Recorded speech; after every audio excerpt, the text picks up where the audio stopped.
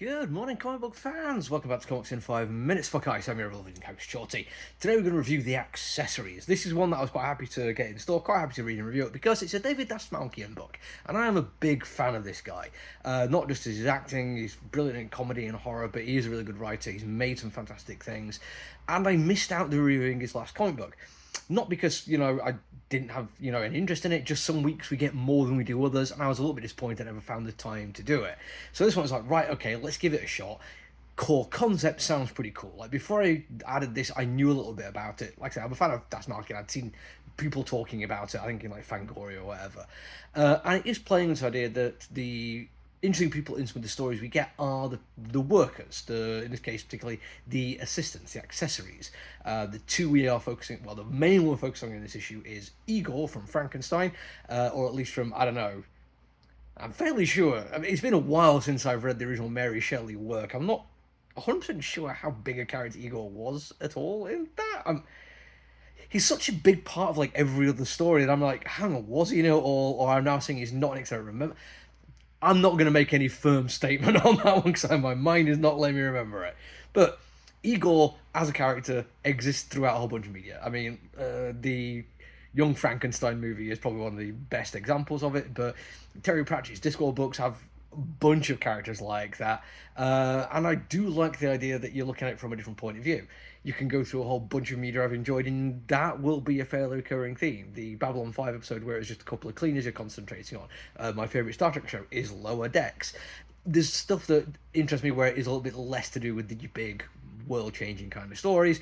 And I like a black comedy along these kind of lines. I want to say black comedy, yes, it is horror-laced, but this is not deeply disturbing, unsettling horror that will keep you awake at night and have you questioning whether or not these people deserve any chance to redeem themselves. It's Universal Monsters level of horror, and that's fine. It does mean the visuals for it play into that to a certain degree. Yes, unpleasant things do happen, but it's all done in a very cinematic sense. The angles used, especially the first 4 pages, are brilliantly done. The interplay of light and shadow, fantastic. And over those first few pages, we get to see some really nice character and world design. We get to see the levels of technology, we get to see really interesting uses of colours, and these characters we get to see as they are growing up over decades, which does change technology and costumes and the way they express themselves. It is all a beautiful first few pages look into what kind of thing we should be expecting on it. And unfortunately, it does go off the rails there. I'm not going to go too hard on this. I'm not going to say it's a great idea. Badly executed, poorly, I think is probably the best way to do it. Because it does something I really like. It just does a bad job at it in a couple of different ways, which is non-linear storytelling. I'm a big fan of the early Tarantino movies that do this, and Boondock Saints, which does it brilliantly.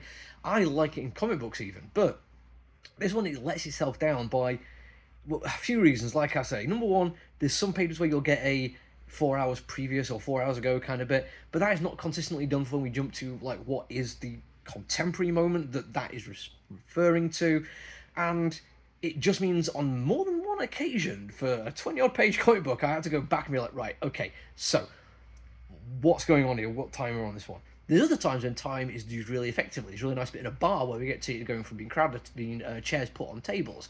Nothing about time passing there, but it is shown us rather than told us, and the artistry is really good at that. The storytelling of the backwards and forwards jumping without being too clear isn't great.